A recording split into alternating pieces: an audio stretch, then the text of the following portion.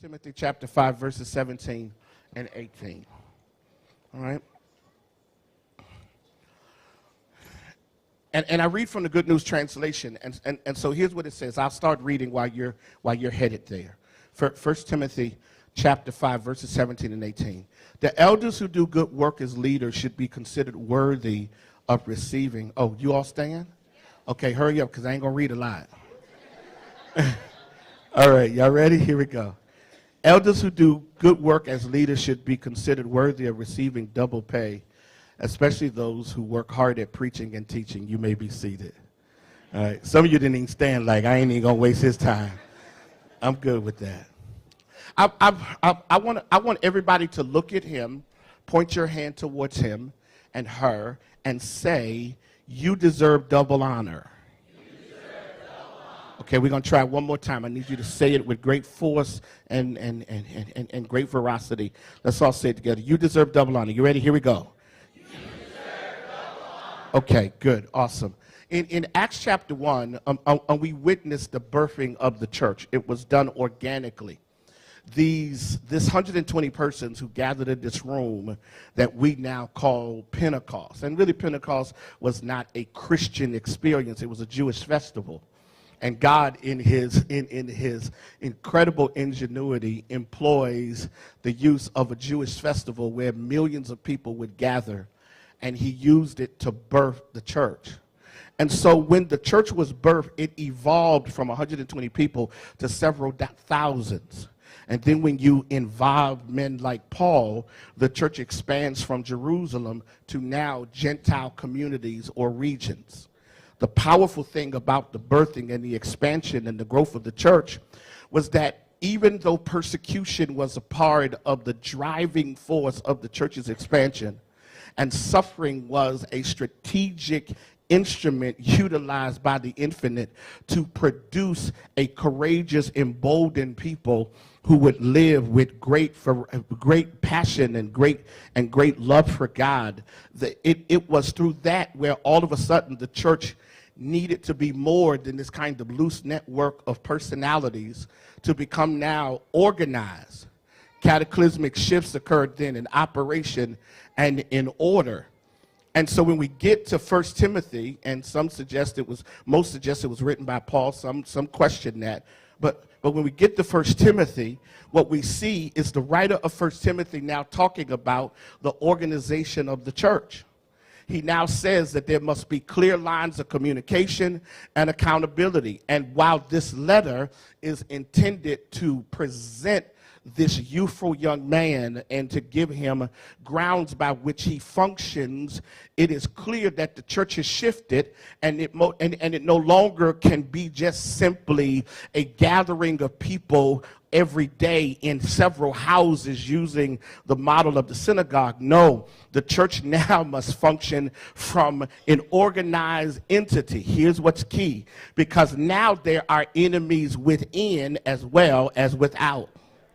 There are now people who have real challenges with some of the teaching and real challenges with some of the reasoning of the apostolic leadership, and they are now starting to question the legitimacy of the resurrection while still claiming to be a part of the church. And so the leaders of the church decide that they have to begin to organize it. And so here they are creating, amidst all of these different cultures, a synergy whereby now the church could operate with a sense of order. And that's why the letter of Timothy is so important, because now we see layers of leadership being established. We see layers of leadership and organically, purposefully defined organization being implemented. The church is no longer just simply a Pentecostal moment in time. It now needs apostles and pastors and teachers and evangelists and deacons. Deacons were men who served within the church, and there now needs to be clear definition of the role of people within the context of the church. The church now has to take on order. Everyone say order. And order is always difficult for us because we like to be able to do whatever we want to do whenever we want to do it. Don't you sit here and act like whenever people give you rules, don't act like you ain't got a problem. Okay, y'all gonna make preaching real hard. Well, here's what's deep. So now there is this sense of order and accountability. Now you have the office of the bishop, the overseer of God's people. You have now administrators, who Timothy was, who are assigned to ensure that the church has the capacity to fulfill assignment and purpose. The church is now raising money to help other churches, particularly the church in Jerusalem, because they have hit a really rough time. The church has become a place of order. Everyone say order. And Paul leads the church in understanding the value of the bishop, the overseer, the pastor, who is deemed, watch this, deserving of double honor. I'm going to come get you in a minute. Just hang in there. Paul then goes into the Old Testament and he pulls out the imagery of the shepherd to define the role of the ruling elder or the chief presbyter. And he says that the role of the chief presbyter or the elder or the pastor or the overseer of the people is to do three things: lead, nurture, and instruct. Okay, let me help you. Lead, nurture, and instruct. Paul then says that there's a marriage between teaching, administration, and shepherding, that though it can be exhilarating, is also an intense life of commitment. And there are times when the pastor appears to be existing in a posture of contradiction, because while he's leading you, he's guiding you, he's also having to care for your souls, and he does that through preaching and teaching. But then there are times that you have to be corrected. Okay, nobody's gonna help me. You have to be corrected. Correction is when you tell people that your actions are not appropriate with the will of God. And I need to tell you, don't ever get so grown and so grand that you can't be checked. Okay, I'm a preacher like I feel like I'm at home. Don't ever act like God can't ever tap you on the shoulder and remind you that though you think you're somebody special, everybody still needs a little help. The prophet then, the preacher, the pastor then has to marry teaching, administration, and shepherding. And at times it appears to be contradictory. And so Paul borrows the imagery of the 23rd Psalm, and he says that the role of your pastor is to shepherd you, is to teach you, is to guide you, is to model you. And that means then that you got to be able to manage when God has given your leader a unique responsibility to speak some things into your life that will then call you to a greater level of accountability. And you have to be willing to offer yourself as a sacrifice of service to the vision that God speaks to him. And you have to be willing to bring your resources to ensure that whatever God is saying, that it gets achieved. I need about 8 of y'all to smile and act like you're getting this today. It is not enough for you to be a consumer or a client in church. You must now become somebody who is serious and sincere about the work of Jesus Christ, and it begins with a relationship with your pastor. I ain't even close, so you ain't even got to worry about it. A part of the challenge then is that most people don't understand the relationship between pastor and people. He is not an employee. I hate to bother you with that, but he's not an employee. You did not hire him. You may have had a church vote, but God had the last word. And can I help you and tell you that you don't want an employee-minded pastor? Oh, no. You don't want a pastor who thinks he's an employee, because that means he's going to craft his message to make sure you don't get mad at him. But what I've discovered, when you're a true spiritual leader, every now and then some folk gonna get mad at you, yeah? Y'all, Stephen, they're going to roll their eyes. They're going to act like you're the biggest problem in the world. But what I've discovered is when you are faithful to God, God will protect you. Okay, I'll come talk to 8 of y'all. Is there anybody here that knows you serve a God that he will protect you if you do the right thing? If you are obedient, God will protect you.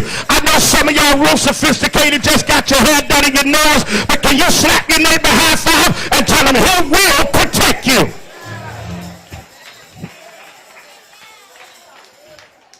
The Bible then says that there's this amazing marriage between pastor and people, and the pastor must function from this sometime taxing place of being shepherd, of being administrator, and of being chief teacher or theologian.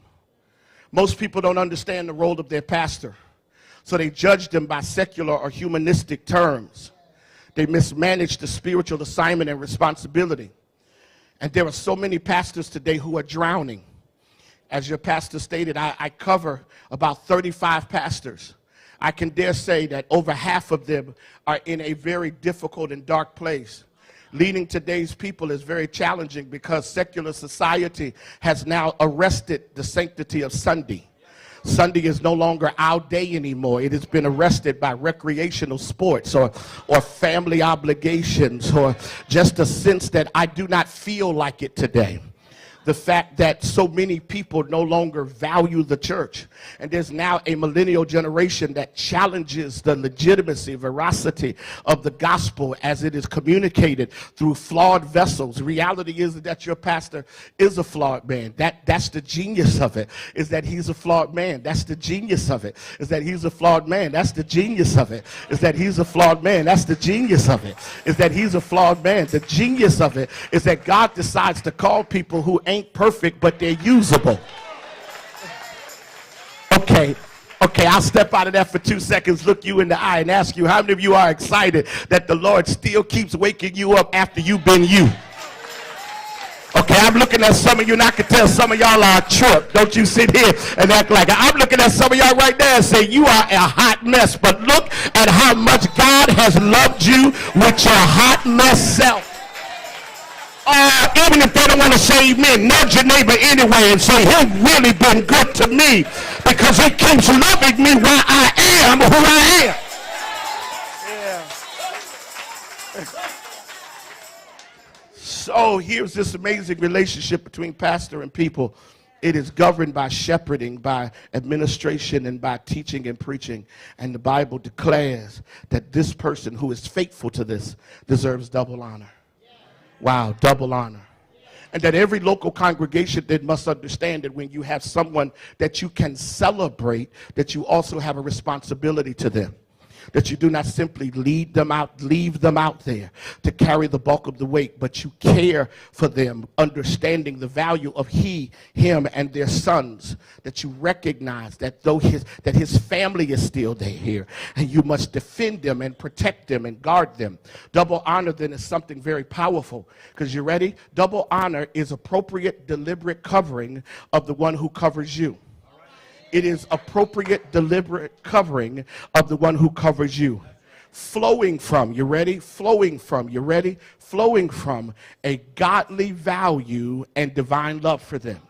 Which means then that the only way that you operate from double honor without feeling duped or being deceived is that you have a value of him and her that causes you to express love to them in a significant way.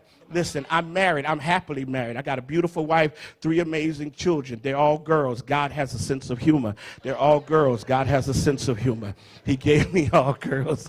God has a sense of humor. He says, I'm going to remind you, young Kappa, who you used to be. I'm going to give you all girls. I can't stand boys now because I got all girls.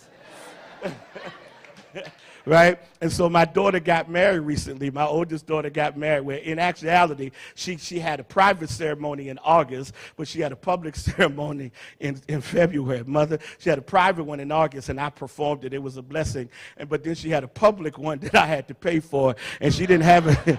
And she didn't have it at a church. She had it at a museum. So okay, that's right. Some of y'all just failed me. That's why she had it at a museum. At a museum.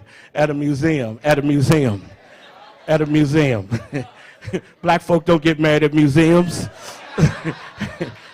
That was their attempt at being bougie, and it didn't work for my wallet. So she had this wedding at this museum. And it was interesting because the love that I have for my daughter, I was willing to make the sacrifice.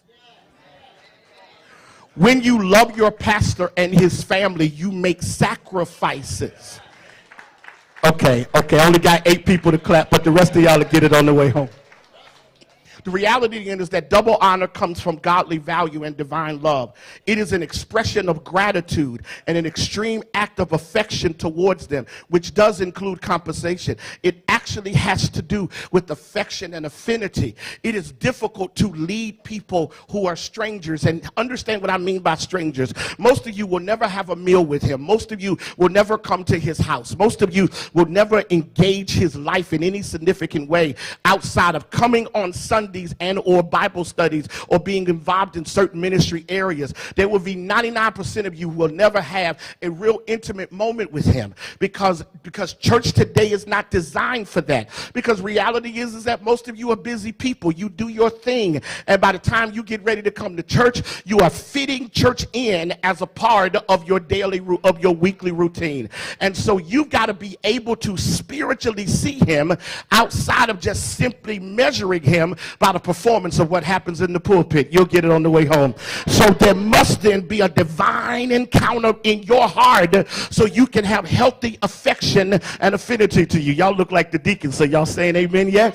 That's where your responsibility is. It is to do more than think that you are the executive board of a church. You are actually the protectors of the vision and the anointing of your leader. And if you don't understand that God has given him to you, he's not just giving you to him, he's giving him to you. And your job is to cover your leader.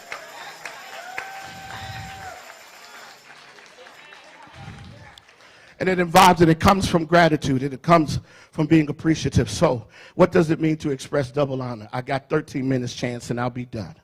All right, here it is. What does it mean?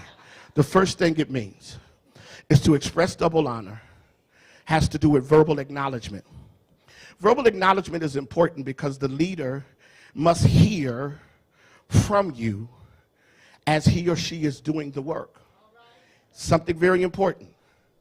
We live by the power of words, and it is words that give us life. A leader who is never encouraged by his congregation will eventually become discouraged by the service to you. Far too many leaders are told of what they do wrong. Far too many leaders are reminded of what that sermon said and how it offended them.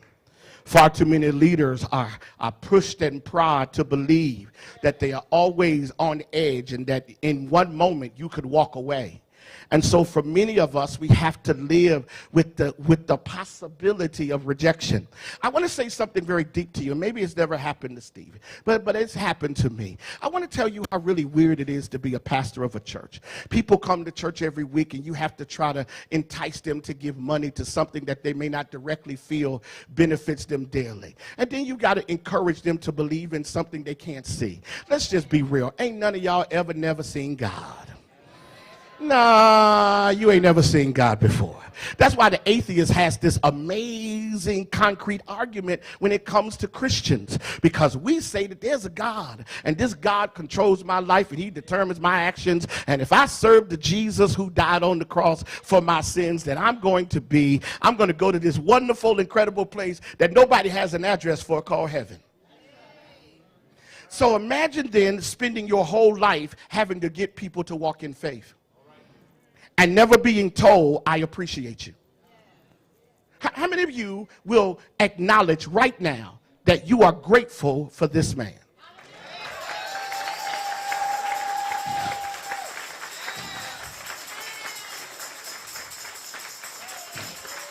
I'm going to hold that moment for 30 seconds so 8 of y'all clap. All right, be seated.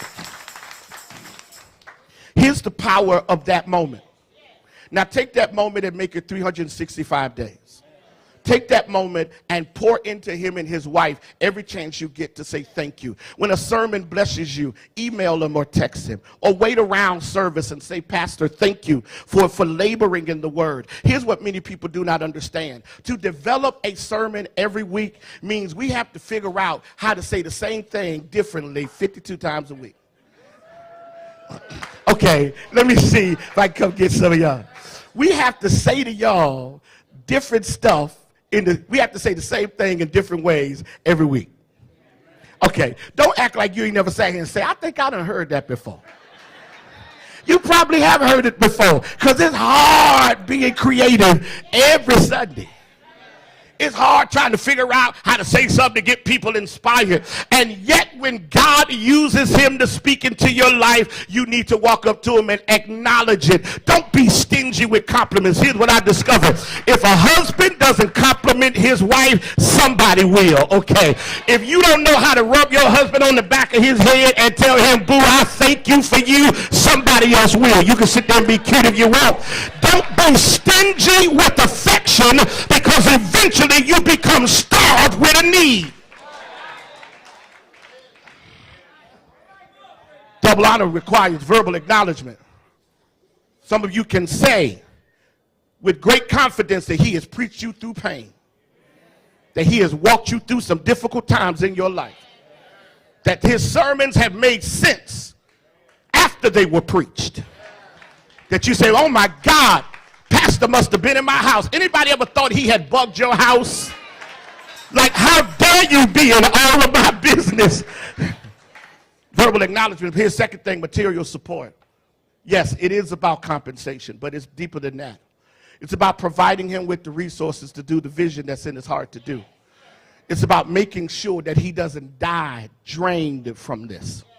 How many pastors? My predecessor painfully spent 32 years at the St. Paul Church. 32 years.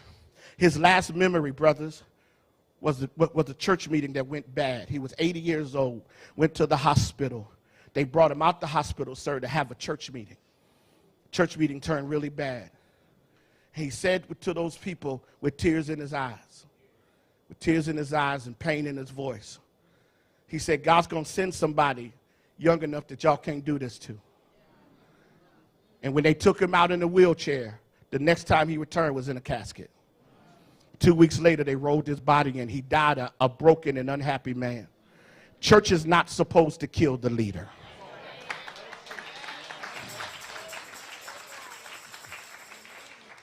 And so a lot of times for leaders, material support is not there. Yes, we should be compensated because we do work hard. We are professionals at what we do.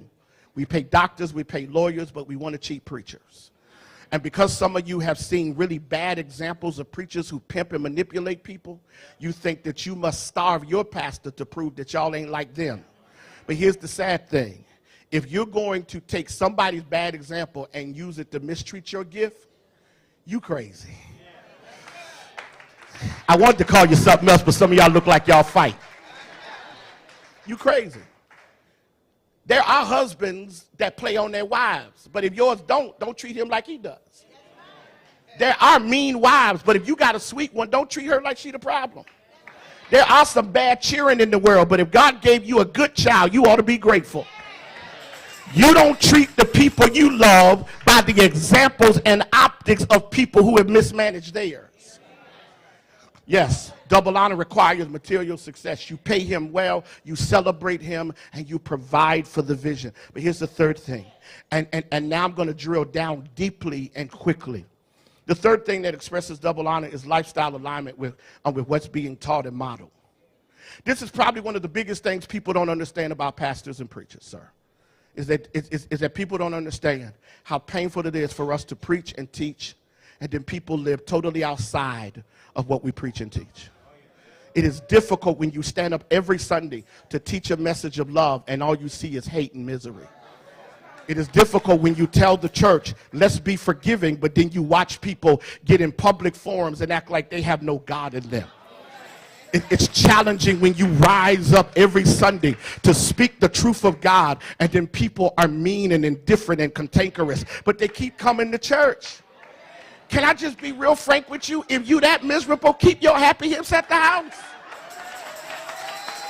Yeah, I know. And don't tell me this your church and you've been here for 50 years. And so really that's a problem, because if you've been here for 50 years and you ain't happy yet, then you ain't met Jesus, you just met a church. I need about 8 of y'all to acknowledge that when you're running on Jesus, it ain't just in your hands, it's in the face. I told you I ain't ready yet. I need you to dock his pay. He don't know how to listen.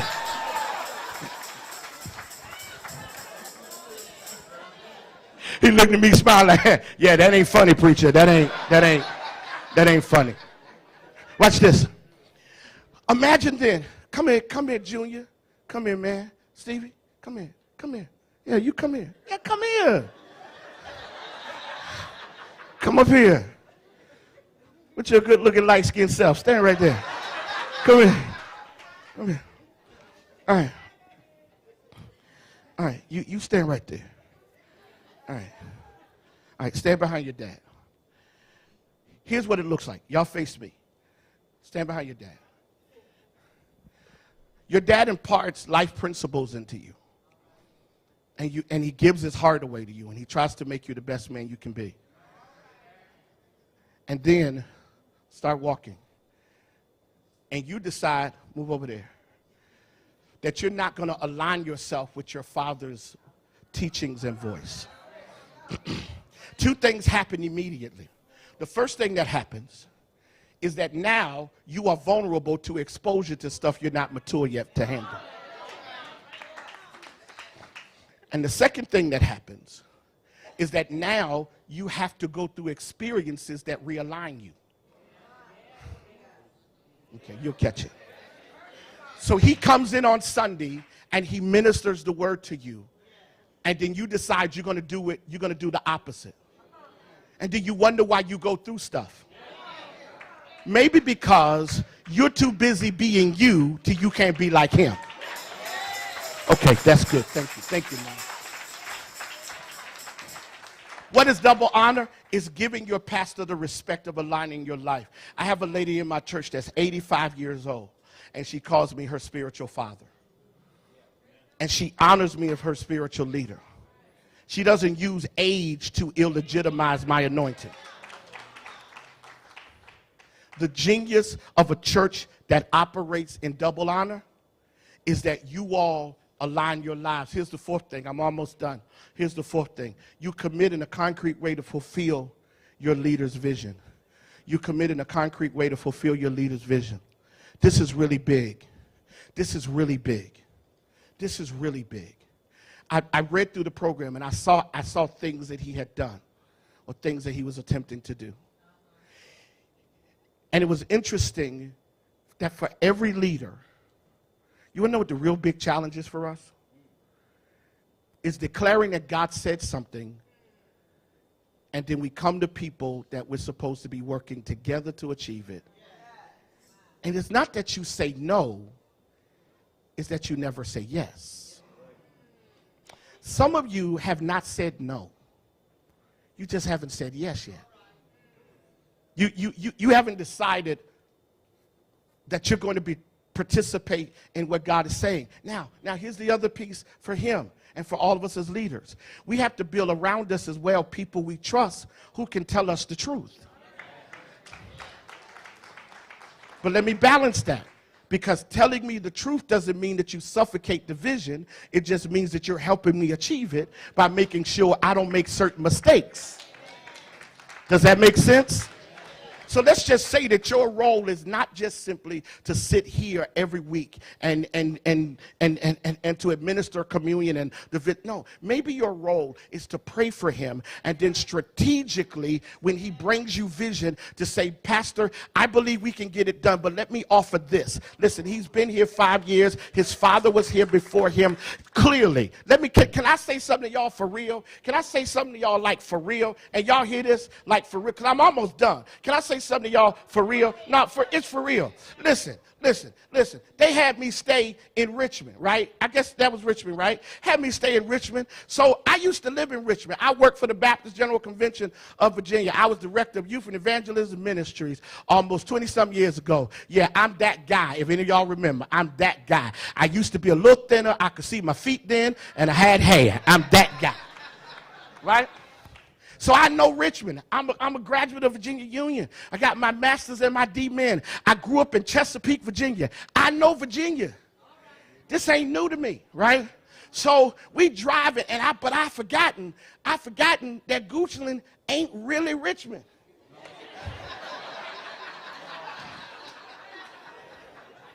You know what I'm saying? Hey, I'm almost done, and we going to eat, because I hear I hear the kitchen working to the glory of God. Pastor Phillips, it ain't really Richmond, y'all. It ain't close. And the deacon and the brother who was driving, I don't know if it's deacon or not, brother driving us, he just smiling and having a good time. And I'm going, when we going to get to the church? And so we finally see the sign. It say turn. Now there's about 4 other signs at the street. And they say, we 4 miles down. Y'all ain't got no mileage. So we driving. And we see one church. I said, oh, that's it? Nope. Then we see another church. And I knew that wasn't it because it was 2 white guys smoking before they went in church. I said, nope, that ain't it either.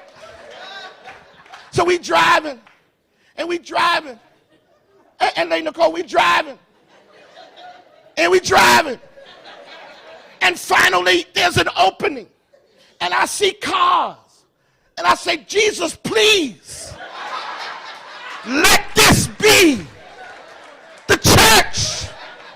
And we pull up, and I see all these cars, and then I walk in here, and I see this congregation, a church filled to capacity in the middle of nowhere.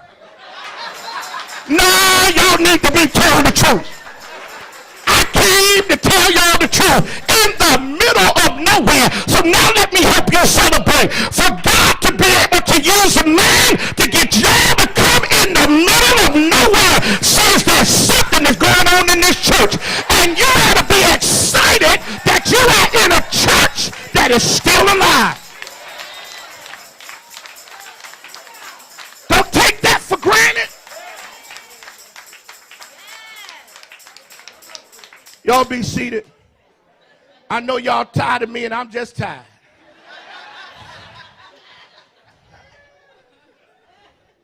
Here it is. If a church is sitting here, and he told me that they're getting ready to start residential development right down the street, maybe God is getting ready to do something new here.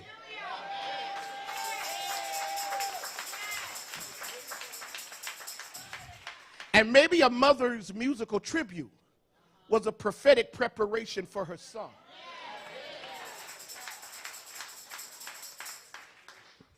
Here's reality, is that double honor is about sharing in the vision of your leader. Some of you have gifts and abilities, and you've never asked him, how can I help you? Some of you work in some places where you bring skills. Some of you have gone to some universities and colleges, and you've developed skills. And some of you are now retired, and you have free time. One of the things that I've encouraged my seniors to do is come to the church and volunteer. So now the people who answer our phones are seniors. It was the funniest thing one day. My conference room is kind of down the hall from the main office. And this beautiful lady named Deaconess Don Anderson. She's on a walker. Deaconess Anderson answers the phone. So one day I'm sitting in the conference room, and I hear these wheels squeaking. And she walks all the way down the hall to say, Bishop, your appointment is here. I said, well, you could have just sent them here. Why you have to go do it? Because I'm a professional. I said, well, okay. And she went to smiling, and it dawned on me. This, just walking down the hall, gave her value. Some of y'all ain't retired. He's just trying to give you a different assignment. Why spend all your years working for the world and spend no time working for Jesus? Ask him what his vision is. It didn't help him do it. Here's the final thing. And I'm done. Thank y'all for letting me come. Maybe he'll let me come back, and I'll do much better than I did today. What does it mean to express double honor?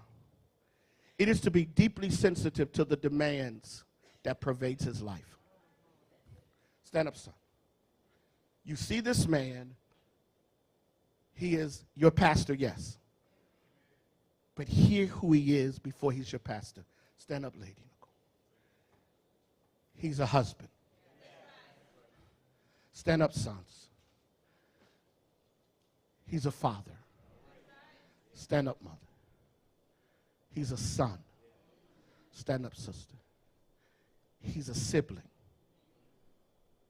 He's not just a man who you get to judge by micromanaging every word that comes out of his mouth.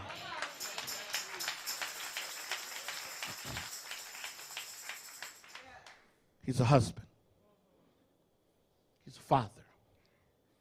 He's a son. He's a brother. And all of this defines him. So when he comes to this place to serve you, whether they're with him or not, they're always definition of who he is. So a church must ask big questions. How do we make sure that our man of God is a good husband? How do we make sure that he gets to be in his son's lives? That he's not so busy serving y'all that he's missing the soccer game. That he can't take vacations without worrying about whether y'all gonna show up. How many of you have ever thought about what this really cost him? That every Sunday he stands here, he stands out of the history. A woman who still sits here to serve her son and who now pastors her and the church that she has been in for years. A sister who chooses to be under her brother when she could go somewhere else. When was the last time you asked yourself, so what does it mean to be Stevie Trent? What does it mean to come back to your father's work and find your own space without disrespecting your father? Y'all can be seated. This church has a unique assignment. You have to love a man who's finding his own path.